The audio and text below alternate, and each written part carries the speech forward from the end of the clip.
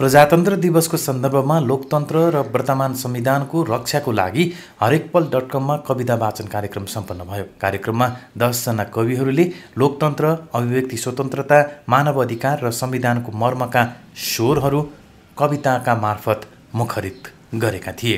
कार्यक्रममा प्रमुख अतिथि विष्णुबुबु घिमिरेले अहिलेको जटिल समयको चर्चा गर्दै साहित्यकारले कहिल्यै चुप लागेर बस्न नहुने, केही न केही गरिरहनु पर्ने आवश्यकता औल्याउनु भयो।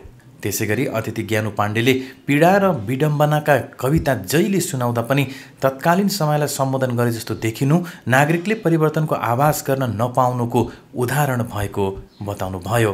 साहित्यकार श्रवण मुकारुङले बीपी कोइरालाको साहित्य स्वयंमा स्वतन्त्र सत्ता हो भन्ने भनाइलाई सङ्केत गर्दै साहित्यकारले समयमाथि हस्तक्षेप गर्नुपर्ने कुरामा जोड दिनुभयो। लोकतन्त्र र मानवाधिकारका लागि गरिने कार्यक्रमको औचित्यमाथि प्रकाश पार्दै साहित्यकार रत्नमणि नेपालले लोकतन्त्रमाथि चुनौती आएको समयमा हरेकपल.comले सञ्चालन गर्दै आएको लकडाउन कला संवाद जस्तो कार्यक्रमलाई निरन्तरता दिनका लागि ध्यान आकर्षण गराउनुभयो। कार्यक्रममा कवि विष्णुबुबु घिमिरे, ज्ञानु पाण्डे, कृष्ण प्रधान, वियोगी बुढाथकी, शरवण मुकारुङ, जीवनाथ धमला, रत्नमणि नेपाल, गीता कार्की, गोकुल अधिकारी र नारायण सापकोटाले कविता वाचन गर्नुभएको थियो। सो अवसरमा विराज समाजका नवनिर्वाचित अध्यक्ष रामप्रसाद दाहाललाई बधाई तथा शुभकामना पनि दिइएको थियो।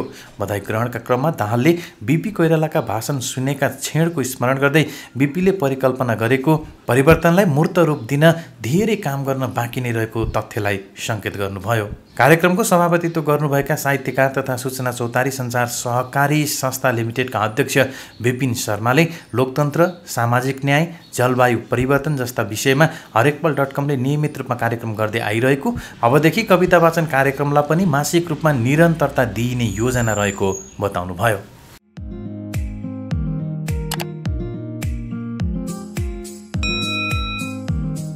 फेरि पनि जन्म हुँदा यही माटोमा आउन पाऊँ, सूर्य चन्द्र ध्वजा बोक्दै नेपाल गाथा गाउन पाऊँ, भात गाउँले र ढाका टोपी नमासियोस् कहिले पनि, ठन्डी लाग्दा शिरको छानो त्यही टोपीले छाउन पाऊँ। यस कविता वाचन कार्यक्रमका सभापति महोदय, प्रमुख अतिथिज्यू एवं उपस्थित यहाँहरू सम्पूर्ण स्रष्टाहरू, आज प्रजातन्त्र दिवस र शहीदहरूलाई पनि स्मरण गर्दै हामी लोकतन्त्र रक्षाको लागि कविता वाचन कार्यक्रम भनेर यो कार्यक्रम आयोजना गरेका छौँ। यहाँहरू सबैलाई हार्दिक स्वागत एवं अभिवादन गर्दछु। 2036 सालको आन्दोलनको बेला जब कविहरू सडकमा ओर्लिए, त्यस पछाडि आन्दोलनले एउटा निर्णायक मोड लियो र त्यति बेलाका सडक कविता क्रान्तिमा संलग्न केही स्रष्टाहरू यहीँ नै हुनुहुन्छ। त्यसपछि 2046 सालमा पनि अहिले त हामीले कोरोनाको कारणले मुखमा पट्टी लगाएका छौँ, प्रतीकात्मक रूपमा पट्टी लगाएर चाहिँ त्यो घन्टाघर अगाडि बसे पछाडि फेरि त्यसले एउटा मोड लियो, राजनैतिक परिवर्तन भयो। 63 साल त ताजा घटना छ, मनोजीले 63 के भनेर एउटा कार्यक्रममै मनाउनुहुन्छ, त्यो कुरो आएको छ। र अर्को सन्दर्भ त्यस पछाडि फेरि पनि यदि यो संविधानको रक्षा गर्ने हो भने फेरि यसै गरी स्रष्टाहरूले चाहिँ प्रतीकात्मक रूपमा केही कुरो प्रस्तुत गर्नुपर्ने हो कि भन्ने किसिमको देखिएर लोकतान्त्रिक संस्थाहरू आबद्ध भएर यस बारेमा केही आवाजहरू हामी चाहिँ हाम्रो एउटा शिष्ट ढङ्गबाट र एउटा कवि साहित्यकारले जुन मर्यादामा रहेर गर्नुपर्छ त्यो तरिकाले गरौँ, प्रतीकात्मक रूपमा गरौँ भन्ने खालको अर्थबाट यो एउटा अभियान हो।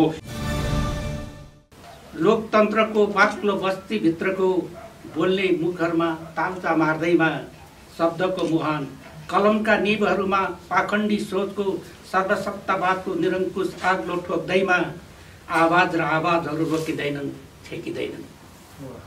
आवाज र आवाजहरू रोकिँदैनन्, छेकिँदैनन्। कलम र कलमहरू नपुंसकमा दरिएर कुण्ठित बस्नै सक्दैनन्। समयमै सुन्नुपर्ने, हेर्नुपर्ने र बुझ्नुपर्नेले बुझ्नु, परीक्षणले नै परिणाम दिन्छ। जडौरीको खोल ओढ्ने समय छँदै तिमीले बुझे हुन्छ, अधिकारको आयु केही प्रहर मात्रै बाँकी छ। पहिलो। दोस्रो, मस्तिष्कको ढोकाको आग्लो खोलेर निष्कपट आवाजहरू साँघुरो पेटी व्यस्त सडक बाध्यताले टेक्न निस्केका हुन्। मस्तिष्कको ढोकाको आग्लो खोलेर निष्कपट आवाजहरू साँघुरा पेटी व्यस्त सडक बाध्यताले टेक्न निस्केका हुन्। रहरले होइन, अवसर छोपेर झम्टिन नपठाऊ बिन्ती। रहरले होइन अवसर छोपेर झम्टिन नपठाऊ बिन्ती। जङ्गिन आए याद गर, जङ्गिन आए याद गर, सकुशल फर्किने छैनन् स्वामी, ती सकुशल फर्किने छैनन् स्वामी। धन्यवाद।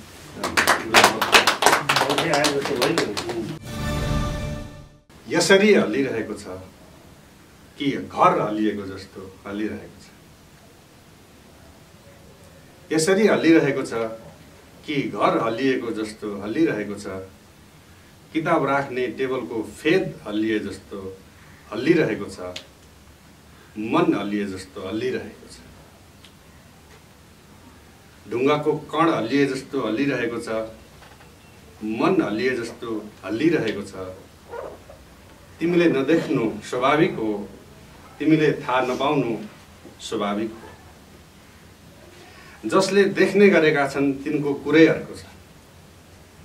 जसले देख्ने गरेका छन् तिनको कुरै अर्को छ। जसले थाहा पाएका छन् तिनको सुरै अर्को छ। तिनको गति, तिनको वेग, तिनको लक्ष्य अर्कै छ। तिनीहरूले कहिल्यै सुपारीका पातलाई कपाल ठानेनन्। तिनीहरूले कहिल्यै सुपारीका पातलाई कपाल ठानेनन्। तिनीहरूले कहिल्यै मन्दिरको ढुङ्गालाई देवता मानेनन्। तिमीले जस्तो कबाट कछुवा पनि भनेनन्। तिमीले जस्तो भबाट भेडा पनि भनेनन्। तिमीले जस्तो सुन्नका लागि कान पर्खेर बसेनन्। तिमीले जस्तो बोल्नका लागि जिब्रो सापटी लिए। ती जसले किताब पढेर अक्षर हल्लिएको देखे, ती जसले किताब पढे र अक्षर हल्लिएको देखे, ती जसले माटोमा हिँडेर जमिन हल्लिएको बुझे, जसले चमेरो सुल्टो झुन्डिएको थाहा पाए, जसले सिंहदरबार धीरे धीरे हिँडेको महसुस गरे, तिनैले नै हो हातले पहाड काटेर नदी बगाएको। तिनैले हो कागजको पन्ना चपाएर आकाशमा हवाई जहाज उडाएको। आँखा खोलेर सुत्ने तिनै हुन्। मुख बन्द गरेर तानाशाहलाई थर्काउने तिनै हुन्। हामी सडकमा छौँ, हाम्रो सपनाको संसार सडकमा छ भन्ने तिनै हुन्। ब्रह्माण्ड थर थर हल्लिरहेको बुझ्ने पनि तिनै हुन्। उनीहरूले भनेको सुन, तिमी उनीहरूले भनेको सुन। धारणा हल्लिरहेको छ, भावना हल्लिरहेको छ, निधारको मासु हल्लिरहेको छ, इतिहास हल्लिरहेको छ, समय रेखा हल्लिरहेको छ, सडकको आयतन हल्लिरहेको छ, पुस्तकालयमा आर्काइभ हल्लिरहेको छ। उनीहरूले भनेको सबै त मलाई पनि थाहा छैन। तिमी त आफै काँपिरहेको पनि देख्दैनौ। तिमी त आफै काँपिरहेको पनि देख्दैनौ।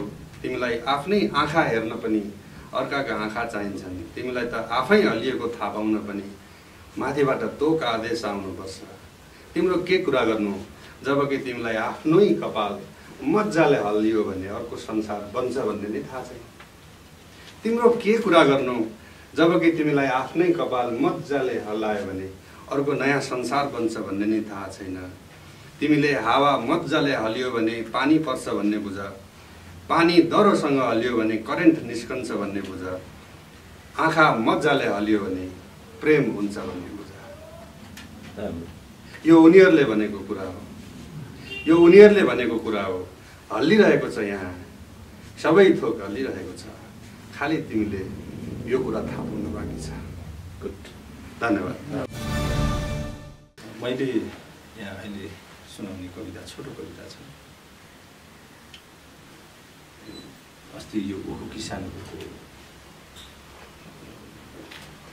यो जुन आन्दोलनको समयमा मलाई त्यो मुभमेन्टले इन्सपायर गरेर लेखेको कविता, छोटो कविता छ, सुन्छु। कविताको शीर्षक ओखु।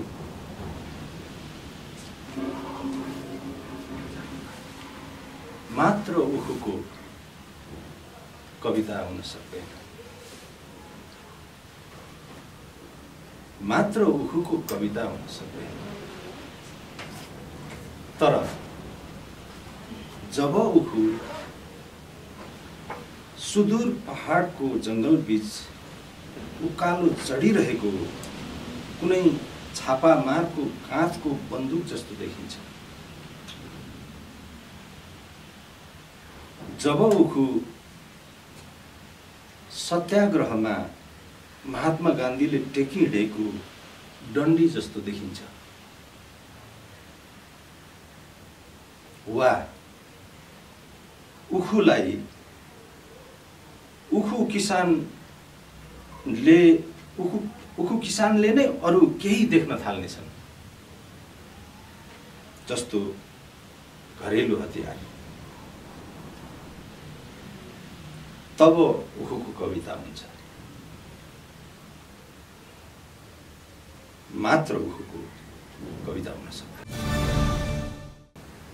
धेरै राजाहरू भएपछि कि हुन्छ युद्ध कि हुन्छ सिमानाको हेरफेर, धेरै राजाहरू भएपछि कि हुन्छ युद्ध कि हुन्छ सिमानाको हेरफेर।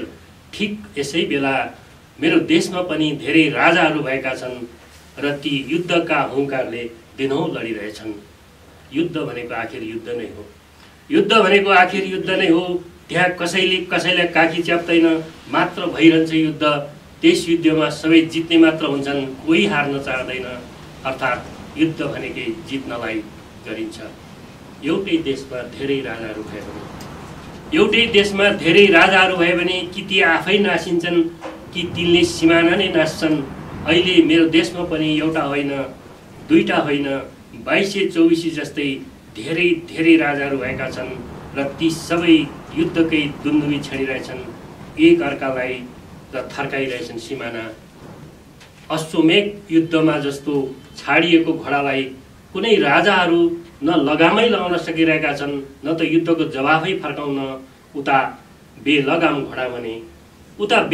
घोडा भने कुल्चिँदै सिमाना, युद्धकै हुङ्कार हिँडिरहेछ राजाहरूकै सिमाना मिचेर। धेरै राजाहरू भएपछि कि भत्किन्छ सिमाना कि भइरहन्छ युद्ध, एकले अर्कोलाई समाप्त गर्ने कि भइरहन्छ भारदारी षड्यन्त्र। ठिक त्यस्तै बेला फुत्त निस्कन्छ जङ्गबहादुर। धन्यवाद। म माटो हुँ, मलाई विषालु नङ्ग्राहरू धेरैले उहिलेदेखि चिथोर्दै आएका छन्। म माटो हुँ, मलाई विषालु नङ्ग्राहरू धेरैले उहिलेदेखि चिथोर्दै आएका छन्। म त्यसको पीडाले धेरैचोटि घाइते हुँदै आएको छु। मलाई भोकाएका दाँतहरूले उहिलेदेखि धेरैचोटि टोक्दै आएका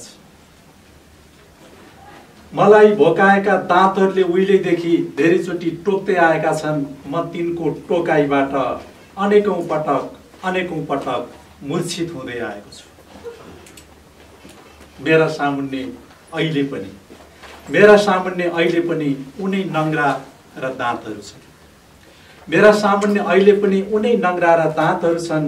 म उसै गरी चिथोरिँदैछु, उसै गरी टोकिँदैछु। तिमी सुन्छौ कि सुन्दैनौ मेरो मूर्छनालाई? तिमीले ममाथि खुट्टा बजार्दा म फर्किन्छु, म दुख्छु।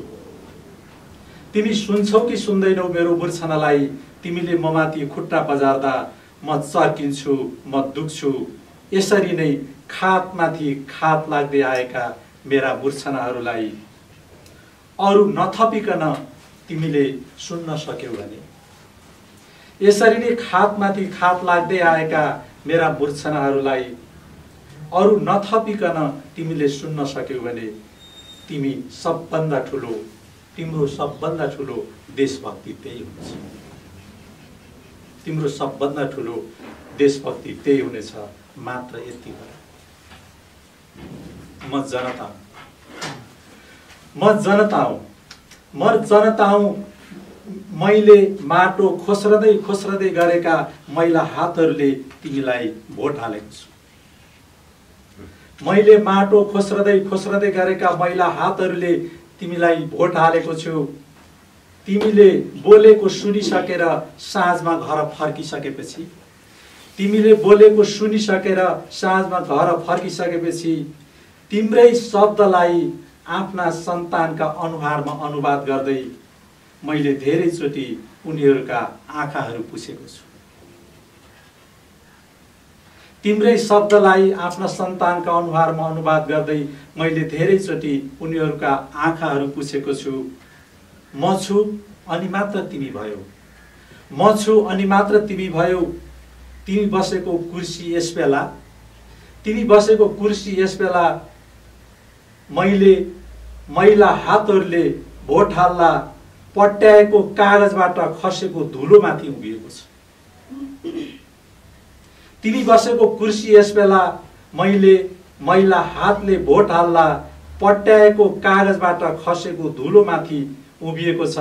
तिमी त्यही धुलोमाथिको सुकिलो कुर्सीमा छौ यस बेला, तिमी त्यही धुलोमाथिको सुकिलो कुर्सीमा छौ। के तिमीले कुर्सी अडिएको माटोलाई सुकिला हातले छोएका छौ? के तिमीले कुर्सी अडिएको माटोलाई सुकिला हातले छोएका छौ? छातीमा एउटा हात राख्दै अर्को हातले, छातीमा एउटा हात राख्दै अर्को हातले आफ्नै कुर्सी मुनिको धुलोलाई प्रत्येक दिन एक पटक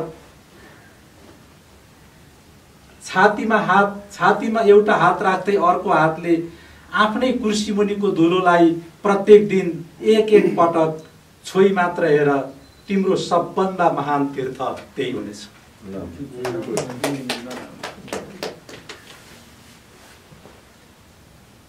मात्र यति गर, म शहीद हुँ, म शहीद हुँ, म पोखिएको छु, लतपतिएको छु रगत भएर भुइँभरि। म शहीद हुँ, म पोखिएको छु, लतपतिएको छु, शहीद म पोखिएको छु, लतपतिएको छु रगत भएर भुइँभरि। मलाई नपुन्छ, म खितखिताएको छु, म खितखिताएको छु मैतिर सोझिएको बन्दुक देखेर। म खितखिताएको छु मैतिर सोझिएको बन्दुक देखेर। मलाई नजिस्काऊ,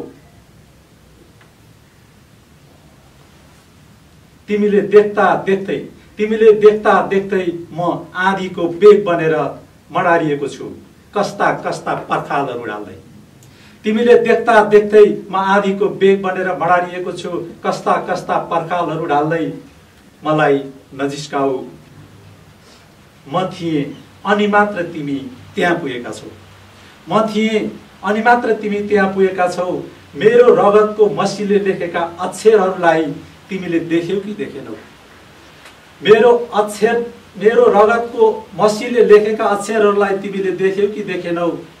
तिनी अक्षरहरूबाट निस्किरहेको मेरो अन्तरात्माको ध्वनिलाई तिमीले आफ्नो अन्तरात्माद्वारा सुन्यौ कि सुनेनौ? मेरो रगतको मसीले लेखेका अक्षरहरूलाई तिमीले देख्यौ कि देखेनौ? तिनी अक्षरहरूबाट निस्किरहेको मेरो अन्तरात्माको ध्वनिलाई तिमीले आफ्नो अन्तरात्माद्वारा सुन्यौ कि सुनेनौ? इमानदारीपूर्वक त्यसलाई सुन्ने कोसिस गर, इमानदारीपूर्वक त्यसलाई सुन्ने कोसिस गर। त्यस आवाजलाई साँच्चै सुन्न सक्यौ भने, त्यस आवाजलाई साँच्चै सुन्न सक्यौ भने तिमीले कहिल्यै शिर झुकाउनु पर्दैन। त्यस आवाजलाई साँच्चै सुन्न सक्यौ भने तिमीले कहिल्यै शिर झुकाउनु पर्दैन। तिम्रो सबभन्दा ठुलो विजय त्यही हुनेछ। मात्र यति गर। धन्यवाद। सपना हो कि विपना? भर्खरै मलाई बाघ आएर झम्ट्यो। बाघ जङ्गलबाट आएको पनि होइन, चिडियाखानाबाट भागेर आएको पनि होइन। आजकल घर पाल्तु हुन थालेछ कि कसो? मैले बाघ गाउँ बसेको देखेँ, सहरमै देखेँ, सरासर घर आएको देखेँ। यो पक्कै घर पाल्तु हुनुपर्छ। उसका तीखा नङ्ग्रा दाँत र दारा किन मलाई गढिरहन्छ आजकल। तर पनि म हार्दिनँ, मैले हार्न जानेकै छैन। बाघसँग लडेर जित्नुको आनन्द जस्तो कि गर्मीमा शिरशिर बतास, जस्तो कि जाडोमा आगोको राप हो। म हार्न जान्दिनँ। छोड हात हतियार र तिगडमको बाघचाल, सत्तालाई खाइरहने बाघचाल। साँच्चै बाघलाई मानिस बनाएर, मानिस बाघ भएर, मानिसले बाघ खाने बाघचाल अबको प्रयोजन र प्रारम्भ हुनुपर्छ। छोड देश नै खाने बाँच्छन्। फूल जस्तो कोमल मन र मुटुहरू थाहै नपाई अभ्यस्त हुँदा रहेछन् लडाकु हुन। अचेल मेरा सारा सपनाहरू जम्मा भएर बैठक बस्छन्। उच्च उच्च पहाडहरू उक्लिन, अग्ला अग्ला शिखरहरू चढ्न र फूलको गाडीमा बस्न। फरक यति हो, तिमी भित्र बत्ती निभाएर बाहिर उज्यालो खोज्छौ, म बाहिर उज्यालो देख्न भित्र दियो बाल्छु। समय सत्ता कहिले कसको हातमा कहिले कसको हातमा। मात्र यति भन्दछु, बाघसँग निशस्त्र लडाइँमा म परास्त हुन जान्दिनँ, म हार्नै जान्दिनँ।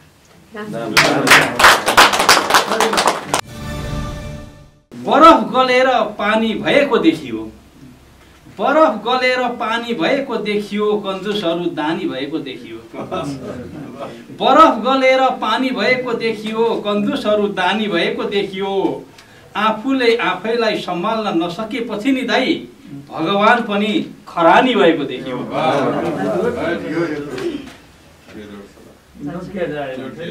आश्वासनको अगेनोले मनको चिसो सेकिएन, आश्वासनको अगेनोले मनको चिसो सेकिएन, यी आँखाले चाहे जस्तो जुन तारा देखिएन।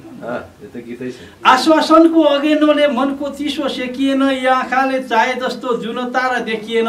सत्ता हाक्ने मान्छेहरू पटक पटक साटे पनि इमानदार र कुशल चालक अझैसम्म भेटिएन। धन्यवाद। मेरो आदेश पालन नगर्ने, विश्व सम्मेलन जान्छ भन्दै विदेश भाषण खोज्ने त्यो खरो प्राध्यापकलाई अवधि कहिले नल्याउनु बारोटार, नदिनु एक कप चिया पनि, बरु सिधै पठाउनु जेल। पटक पटक घुर्की लगाउँदै अनसन बस्ने बुढो डाक्टर, सडकमा कोहीको समाचार सुन्दैछु, मेरो निद हराम गर्ने त्यो डाक्टरलाई यसपटक कसरी भए पनि आर्यघाट पठाउनु। लामो समयसम्म वीर हस्पिटलको आइसियुमा लडिरहेकी त्यो बुढी गङ्गामायालाई फकाई फुलाई नन्द प्रसादसँग भेट्न शिक्षण अस्पतालतिर पठाउनु। लोकतन्त्रको मूल्य खोज्दै केही फेसबुकको भित्ताभरि आगो उखलिरहेका छन्। लोकतन्त्रको मूल्य खोज्दै केही फेसबुकका भित्ताभरि आगो उखलिरहेका छन्। यिनीहरूले सखाप पारिदिने भए देशका सपनाहरू त्यसैले ठेगान लगाउन इन्टरनेट काटिदिनु। अधिनायक बास आउँछ भन्दै न्यायको भिख माग्नेहरू 2-4 जना सडकमा उफ्रिरहेका छन्।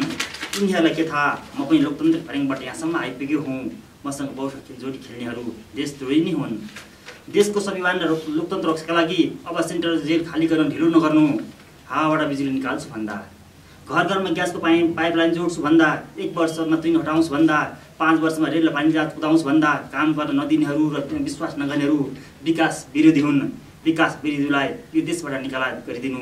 समृद्ध नेपाल, सुखी नेपालको सपना पुरा गर्नुहुन्छ। धन्यवाद। कविताको शीर्षक चाहिँ तिमी जुनको कुरा नगर, फुलको कुरा नगर भन्ने छ। न उज्यालोको आभा कतै, न चराहरूको चिरबिर गुन्जन, न पानीको रिमझिम आवाज, न हरियालीको सङ्केत कतै, समय सुस्ताएको छ यो घडी। न उज्यालोको आभा कतै, न चराहरूको चिरबिर गुन्जन, न पानीको रिमझिम आवाज, न हरियालीको सङ्केत कतै, समय सुस्ताएको छ यो घडी। तिमी फुलको कुरा नगर, तिमी जुनको कुरा नगर। उत्साहको लास बोकेर काँधमा समय मसान घाटतिर लम्किरहेको छ। यो पल, यो घडी कल्पनाको उडान भर्ने कुरा तिमी नगर। त्रासदीको बादल मडारिरहेको छ चारैतिर, त्रासदीको बादल मडारिरहेको छ चारैतिर। यो अपसुकुन समय हो। यो अपसुकुन समयमा हाँस्ने, नाच्ने, रमाउने परिकल्पना तिमी गर्दै नगर। फुलको कुरा नगर, जुनको कुरा नगर। समय सुस्ताएको छ यो घडी। तिमी फुलको कुरा नगर, तिमी जुनको कुरा नगर। फुलको कुरा नगर। हामी बुझ्नेछौँ, यसको शीर्षक छ हामी बुझ्नेछौँ। किन भन्दा नबुझेर यतिका चिजहरू भए र हामी बुझ्नेछौँ, यही शीर्षक हो मेरो। चेतनाको हतियारमा जब पाइन चढ्दै जान्छ, चेतनाको हतियारमा जब पाइन चढ्दै जान्छ, हामी त्यस बेला बुझ्नेछौँ हामीसँग केवल यही क्षण मात्र बाँकी छ। हामी त्यस बेला बुझ्नेछौँ हामीसँग केवल यही क्षण मात्र बाँकी छ। केवल हामीसँग हामीले बाँच्दै गरेको यही क्षण मात्र बाँकी छ। केवल हामीसँग हामीले बाँच्दै गरेको यही क्षण मात्र बाँकी छ। एउटा अनमोल क्षण हामीसँग छ, एउटा अनमोल क्षण हामीसँग छ जुन हाम्रो हातमा इन्द्रणी चाहिँ जगमगाइरहेको छ, जुन क्षण हाम्रो अञ्जुलीबाट सँगसँगै हिउँ चाहिँ पग्लिरहेको छ। चेतनाको हतियारमा जब पाइन चढ्दै जान्छ अवश्य देख्नेछौँ हामीहरू हाम्रो धरती कति विशाल छ, हाम्रो आकाश कति व्यापक छ। चेतनाको हतियारमा जो पाइन चढ्दै जान्छ हाम्रो साहस र उत्साह निर्भय सिंह भई गर्जन थाल्छ। हो त्यसबेला हामी पहाडको छाती फोरेर नयाँ नदी भएर जन्मनेछौँ। यसरी जन्मने नदीले कहिल्यै कसैलाई सोध्ने छैन समुद्र कति टाढा छ। छातीमा राष्ट्रियता रित्तिएपछि एउटा देश नक्साबाट हराउन पनि सक्छ। छातीमा राष्ट्रियता रित्तिएपछि एउटा देश नक्साबाट हराउन पनि सक्छ। सुकिसकेको जर्जर रुखमा पनि राष्ट्रियताको वसन्त जन्मुराए मुनाहरू फेरि लहलह पनि हुन सक्छ। घडी बाँधेर समय बाँध्न सकिएको, अवसर रोकेर भ्रष्ट शासकहरू शासनमा कति बाँचिरहनुहोला। अवसर रोकेर भ्रष्ट शासकहरू शासनमा कति बसिरहलान्। चेतनाको हतियारमा जब पाइन चढ्दै जान्छ हामी त्यस बेला मात्र देख्नेछौँ कुरुक्षेत्र कति नजिकै छ, कुरुक्षेत्र कति नजिकै छ। धन्यवाद।